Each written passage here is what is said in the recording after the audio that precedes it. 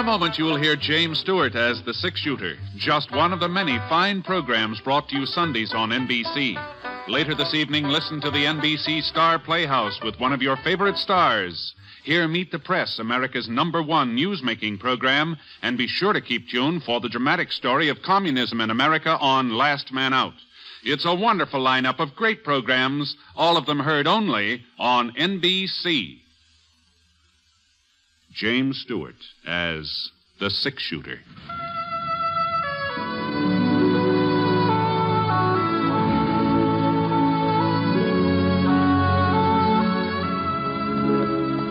The man in the saddle is angular and long-legged. His skin is sun-dyed brown.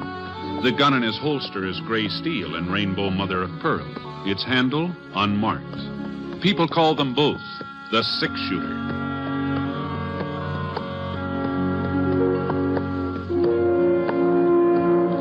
The NBC Radio Network presents James Stewart as the six-shooter, a transcribed series of radio dramas based on the life of Britt Ponset, the Texas plainsman who wandered through the Western Territories, leaving behind a trail of still-remembered legends.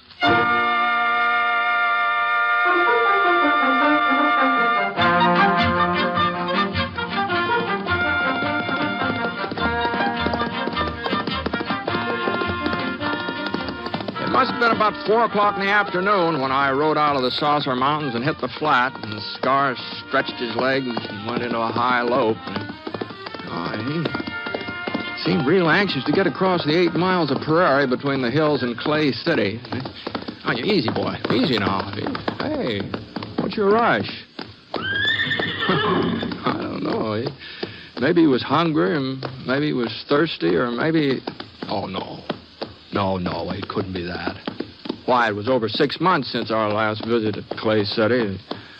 Scar couldn't still be remembering the filly from the livery stable, not after all that time, no. Besides, horses don't have memories, at least not as good as... Now, you just slow down, boy. Now, quit. Well, wasn't anything I could do except just keep a tight rein on him, I guess. Something sure was spurring Scar along. Whatever it was important. At least it was to him. Well, we'd covered about half the distance to town when I noticed a couple of dark specks, maybe a mile or so ahead of us. And the way they were shaped and the way they were barely moving, well, they just about had to be pack burros. But it wasn't until we'd almost caught up that I spotted Hiram. And he was beating one of those burros with a cottonwood switch and giving it such a cuss that he didn't even hear us riding up toward him. Easy, Scar. Right, you easy now. rat-haired desert canary. You start traveling, I'll set fire to you. And I don't... I'm not fooling. I'm warning you. I'll give you such a burning that you won't be able to... Oh, Hiram. Where'd you come... Oh, Britt, for a second there, you kind of startled me. I didn't know you was on my tail. The burros been acting up, Hiram? Oh, they're just being themselves, Britt. No. That's the trouble, they're just being themselves. Yeah, I sure know what you mean. Where you heading, Clay City? That's right. I heard you was riding herd for the Circle G. Last time I was in getting some supplies, it told me. You going to town on business? No. The ranch gave me a day off, tomorrow being 4th of July. 4th of July? Well, I'll be cussed. 4th of July. I've been out in the hills so long I lost all track of time. I didn't even know what month it was. Not for certain. So you're going to do a little celebrating, huh? Well, I just thought I'd... come to think of it, I got me something to celebrate, too. And it's more than just Independence Day, Britt. It's a darn sight more. Is that so? Oh, yes. If these critters don't stop balking, it'll be Christmas before we ever get to Clay City. All right, Pierre, come on, start moving. Come on. Yeah, that's it. Now, you two, Yvette, both of you, come on. Hey, what was that you called him, Hiram? What's that? Well, it sounded like Pierre. Oh, sure. Yeah, that's their name, Pierre and Yvette. Oh, no. Well, what's the matter? They're perfectly respectable names. I seen a show once in Denver called the Paris Review. That was the title of it, from Paris, France. And there was a couple of dancers. Well, sir, if they didn't put on a jig. I'm telling you, Britt, it sure was something. The fella, he just picked up this girl and he threw her every which way. I thought she was going to land right in my lap. Oh, you did? Yes, that's the truth, every word. And this here girl dancing with him, she kept coming back for more, like she enjoyed being used for a lasso. Yes, Pierre and Yvette. That's what they was called. It was on a sign out in front of the Tabor Grand Opera House. Those names always kind of stuck with me. So when I bought these burrs, well... You know, bears, they ain't very particular about what you call them. No. Now, you just keep moving, Pierre. Come on, keep moving. That's it. That's quite a load you're carrying there, Hiram. It sure is. Well, I guess I'll ride on. Maybe see you in town, huh? Hold up a minute, Britt. Ain't you going to ask me what's in them bags? Well, no, I just figured it wasn't any of my business. Well, I'm going to tell you anyhow. Oh? If I don't tell somebody, I'll bust. Besides, I know I can trust you. Yeah, whoa, Pierre. Whoa there, whoa. Britt, I've struck it. I've made a strike the like of which I never even dreamed of. Oh? Easy, Scar. Now, you see this here sack right here? Yeah. This one right here? If it don't assay out to over $1,000... $1,000? That ain't the half of it. There's plenty more where this come from. Well, that sure sounds good, huh? It is good. Well, I'll just bet the vein I find delivers more gold in a year than they ever took out of California. Is that so? Well, you sure are entitled to a strike, Hiram. You've been prospecting for quite a spell. I sure have. 45 years, but Yeah. 45 years, come winter. But I ain't got no regrets. Not now, I ain't. I told them in Clay City. I told them all there was gold in the Saucer Mountains. Oh, I could smell it. Just the way my birds sniff water. But they wouldn't listen, no. They said old Hiram was touched, that I'd never find nothing but yellow-colored rocks. Yeah. They'll start singing a different song now. Oh, you're sure it's gold you found? Oh, you think I don't know it when I see it? You mark my words. Old Hiram has turned up the real thing. Of course, you mustn't let the news out. Oh. Not until after I get my assay report and file my claim. Oh, sure. But I just wish there was some other assay office around here. What's that? Well, that Enoch Wilson, he wouldn't know a gold nugget from a tea kettle. And what's more, I don't trust him. I don't trust him a bit. Well, no, Hiram, you know... Some of the samples I brought him in before looked mighty good to me, but not to Enoch. I don't think he even tested him. Well, just let him try to say that this batch is worth it. Yeah, just let him try to say that. I don't know what's the matter with Scar. He sure is restless. Well, then you go on ahead, Britt. Just go on ahead. Well, I guess I might as well. Easy, boy, easy. I hope everything works out the way you expect, Hiram. Don't you worry yourself about that. Yeah, nice run into you. Mutual, Britt, mutual. All righty, Britt. Come on. You can't eat that cactus. Get your nose out of there. I'll give you a taste of something worse than that spicy.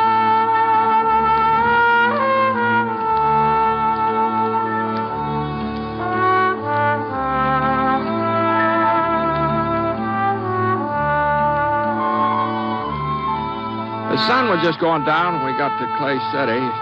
I figured on stopping at the hotel first, making sure of a bed, but Scar had other ideas. He headed right straight for the livery stable. There just wasn't any doubt about it. He'd remembered that filly. Yes, sir. And mind you, I'm not saying that a horse can really get a disappointed expression on his face, but I'll tell you this much. Scar gave a pretty good imitation of it when he saw a big roan stallion occupying what had been that filly's stall. Well, I left him there anyway, and I got myself supper in a room. And about 9 o'clock, I started feeling sleepy, you know. I just pulled off my boots. Yeah, doggone it, man sure does get tired, and he stays up late. Holy smokes, what's that? Well, those shots right outside my window. I grabbed my gun and and then I saw I wouldn't be needing the gun. A couple of kids shooting off Chinese firecrackers. That's what I heard. Well, it didn't look like I was going to get much sleep that night. And the way things worked out, I sure didn't. Well, yeah? Who is it? Hiram, Britt. I got to talk to you. It's important. Well, come on in. Oh, thanks, Britt. Thank you. What's the matter? You look like you're getting ready for a real hard winter or something. Enoch Wilson. That's what's the matter. Remember, Britt, I told you I didn't trust him? Do you remember that when I said that? Yes, well, I got me some proof. What's in carnation? It's just some firecrackers, Hiram. And Enoch, he says you haven't found gold. No. He ain't said nothing one way or the other. But by the time I got the Burrs into town tonight, it was almost 7 o'clock. Enoch was just closing up the assay office. Uh-huh. Well, I give him them sacks of gold, you see, and I said I wanted a report as soon as possible. And you know what he told me? Oh, I can't say as I do, no. Friday. He says I couldn't have no word before late Friday. Why, Britt, that's 2 days off. Well, tomorrow being a holiday. Well, that's the excuse he tried to hand me to. Oh, that lying skunk. No. You know, the 4th of July is a pretty important occasion. Well, that don't give him the right to tell me a whole pack of lies, does it? No. Well, No, of course not. No. Anyhow, I had to leave my gold with him. I didn't have no choice. So I got me a bowl of Irish beef stew over at the O'Brien's Cafe, and then I went back to see about the Burrows. And that's when I noticed the light in Enoch's office. Oh? Yeah, so naturally, I was kind of suspicious, so I snuck up and I peeked through the window. You know what I saw, Britt? I haven't the faintest idea. He was sitting at the desk, Enoch himself, getting ready to do some assaying. And if those weren't my 3 sacks of gold in front of him, I'll trade you a whole hog for a slice of bacon. That's what I'll do. Well, supposing Enoch was testing your ore, that doesn't prove anything. Don't you see, Britt? He's fixing to take my ore for himself.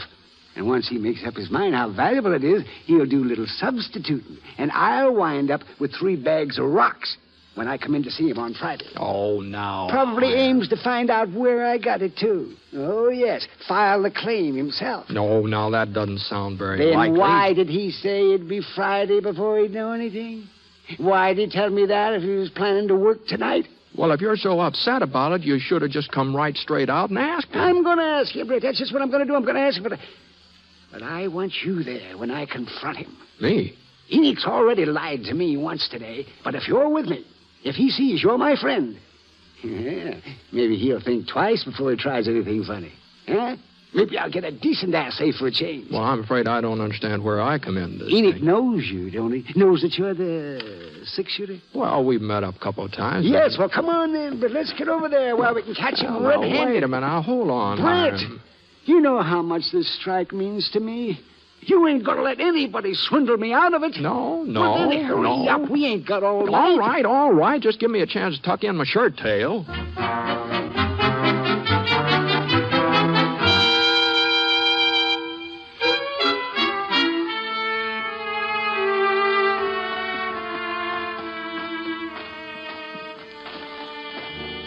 You see the light, Britt? He's still here.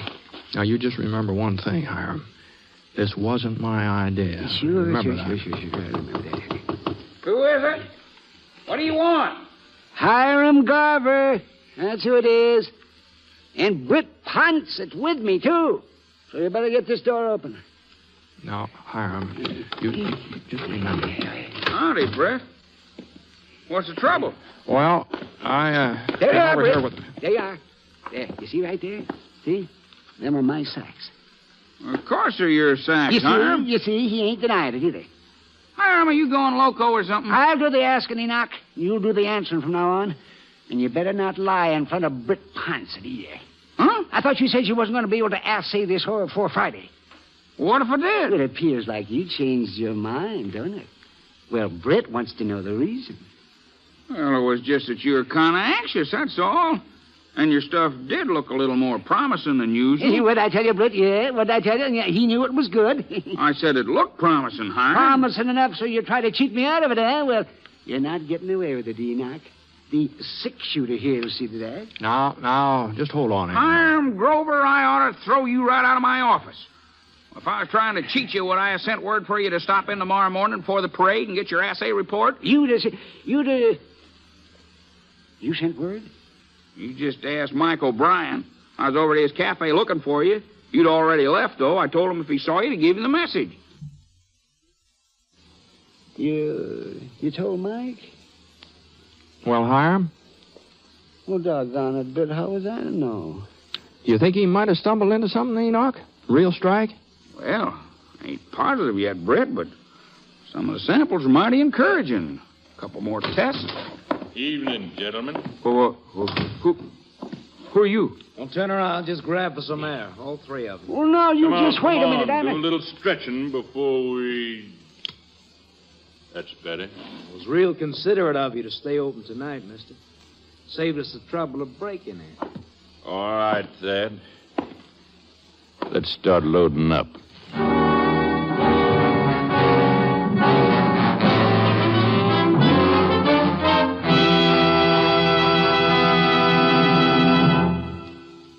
We'll return to James Stewart as the six-shooter in just a moment. Our religious institutions are strongholds of the American way of life. Our country was founded by men who had faith in God and who were willing to endure hardship and sacrifice for the sake of that faith. Today, the religious institutions in your community need your interest and support, so take an active part in religious affairs. Your pastor, rabbi, or priest will give you invaluable family counsel and aid if you are a newcomer to the community. To face the problems of the future, America must be morally strong. And that moral strength comes through worship and faith. Go to church this week and take someone with you.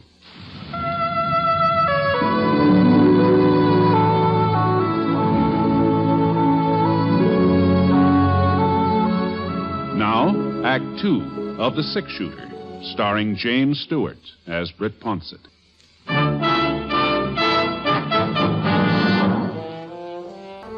There were two of them, young fellas, both wearing Levi's and leather jackets, both carrying .45s. They're about the same build, same coloring, looked enough like to be brothers. They hadn't bothered covering their faces. That meant that they weren't worrying about being recognized. Probably didn't come from Clay City. The tall one gave most of the orders. Who's running this office? Will somebody speak up? I do the assaying. That's more like it. And you'd be the fellow who'd know how to open this safe. Well, there ain't really nothing worth... Cut out the stalling, mister. Get over here. Move. Oh, okay. Enoch saw he didn't have much choice.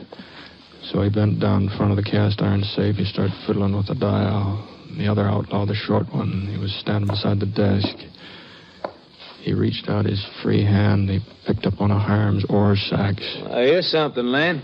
Feels pretty heavy, too. You let that alone, mister. All right, take it easy, That man. there ore belongs to me. You ain't got no right to it. Guess you don't hear so good. I told you to take it easy. You think you can bully me just because you're holding a .45? No, Hiram. Yeah, you've got another thing coming, young fella. I spent most of my life hunting that gold, and you ain't gonna walk in here and swipe it. You just let it be your... The next thing I knew, Hiram gave a leap forward. I tried to stop him, but it was too late. For a second, he just kept on moving. Oh, a step or two. Then his legs buckled, and he grabbed the edge of the desk. But his fingers couldn't hold the grip. Both the outlaws were staring at Hiram. They weren't watching me. Get down, Enoch. My bullet hit the short one in the arm. The gun flew halfway across the office. And the other one spun around and knocked over the kerosene lamp. I got off a second shot.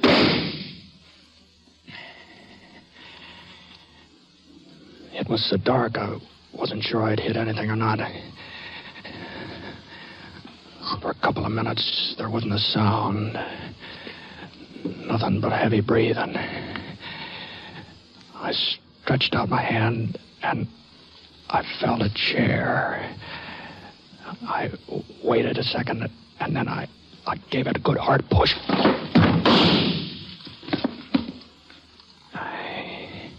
He sure had good ears.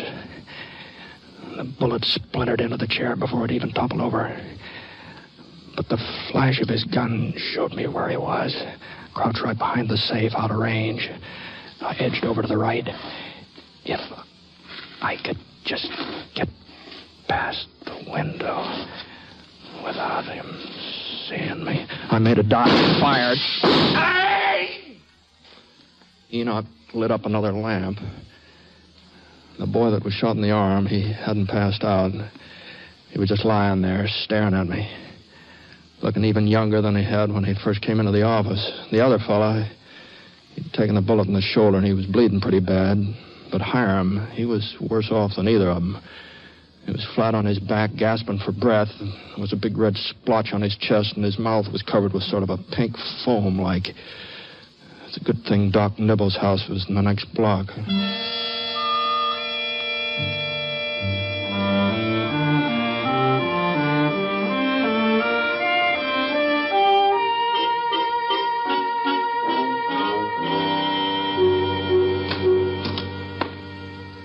Well, Doc? Oh. It's too early to tell anything yet, Britt. I got the bullet out, and it's still hemorrhaging. I see. And them other two, they'll be as good as ever in a week or so. Good enough for a hanging if Hiram don't pull through. Oh, no, he's just got to pull through, Doc. He's an old man, Britt. I've seen fellas a lot younger. Yeah? Well, you better get yourself some rest. It's almost 4 a.m. Well, I thought maybe No, there's nothing you can do here. Ain't a chance of him coming to before morning. I was standing right beside him when it happened. I could have drawn, maybe, and then... Maybe then you'd both be shut up.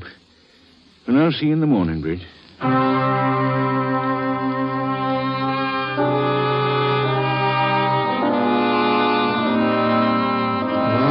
went back to the hotel, but I just couldn't sleep. About 6:30, I gave up trying.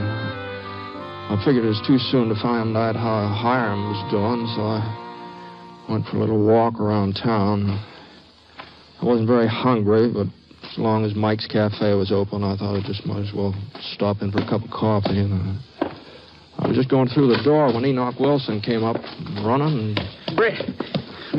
Yeah. Good morning, Enoch. I was hoping I'd run into you. Stopped by the hotel, but they said you was out. Yeah, I was sort of looking the town over. I just left Hiram. Oh, well, he's not... No. It sure don't look good. Oh? Doc Nibble says he's got a good, strong constitution for a man his age. He'd have a pretty fair chance. But Hiram just don't seem to have any fight left in him. He ain't even trying to live. Well, has he come to? Yeah, about an hour ago. I happened to be there. You see, I went back to the office after that gunfight last night and finished up Hiram's assay.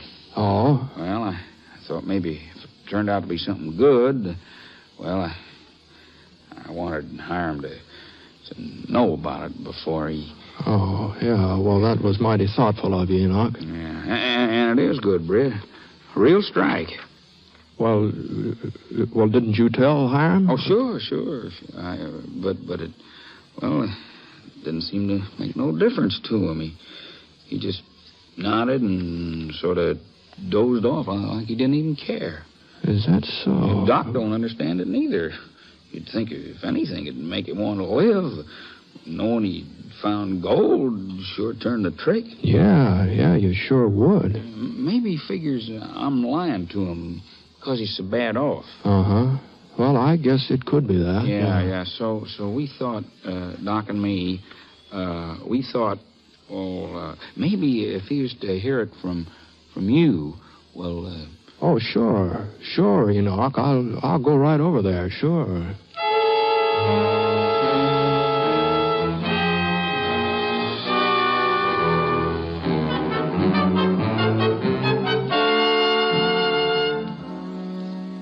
Hello, Hiram. How you feeling?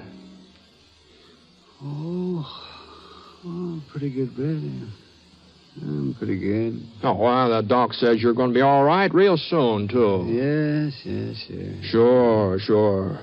Of course, you've got to help him along some, you know. He can't cure you single-handed, you know. Oh, it don't matter, Britt. It just don't matter. Oh, now, what are you talking about, Hiram? Well, I figured you'd be jumping up and down, fighting your way out of bed when you heard the news. You mean about the gold? Sure. Enoch said he told you. Yes. He told me. Well, you believe him, don't you, Hiram? Well, I shouldn't have believed him. I knew it was the real thing when I first found it. I knew it was real. Still, maybe that was the sign. The sign? What? That my life's over. Well, 45 years I spent looking for that yellow stuff. Well, now I finally finally found it, I ain't got no reason to go on looking, no reason at all. I found...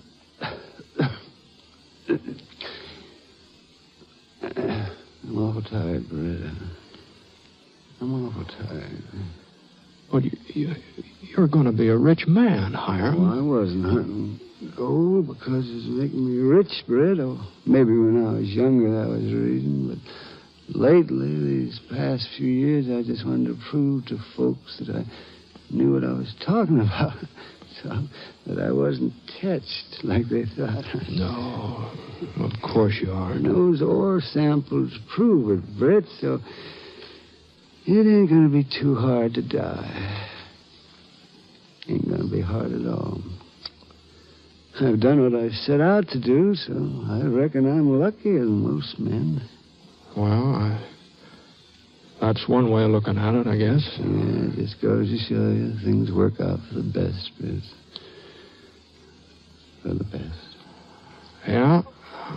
Well, maybe Enoch did the right thing after all, so...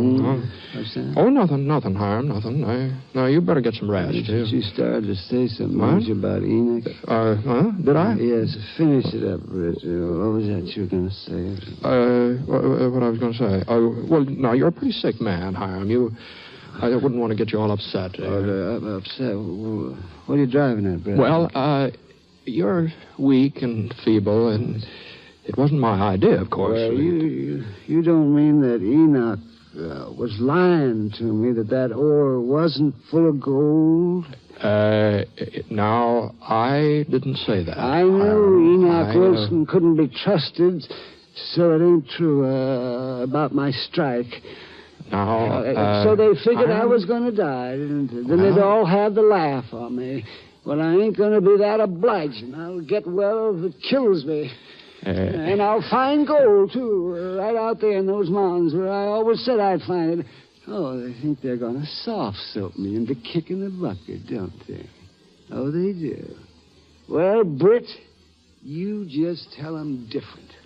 I'd be glad to, Hiram. I sure would be glad to.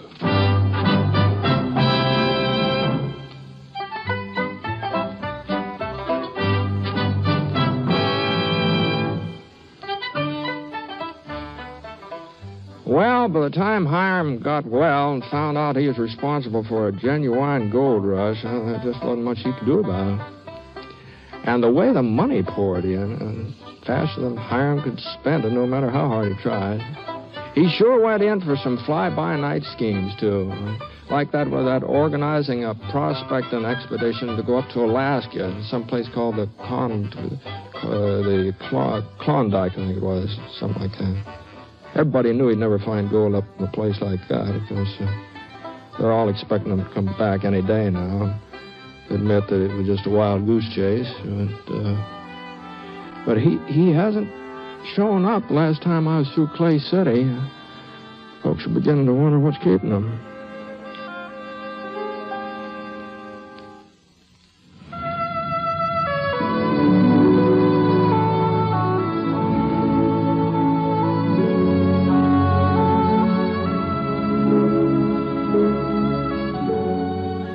The Six Shooter is a transcribed NBC Radio Network production in association with Review Productions. It is based on a character created by Frank Burt and is written by him. Mr. Stewart may soon be seen in the Universal International picture, The Glenn Miller Story. Others in the cast were Herb Vigran, Bill Johnstone, Barney Phillips, Tony Barrett, and Howard McNear, who played Hiram. Special music for this program was by Basil Adlam, and the entire production is under the direction of Jack Johnstone. All characters and incidents were fictitious, and any resemblance to actual characters or incidents is purely coincidental. This is Hal Gibney speaking.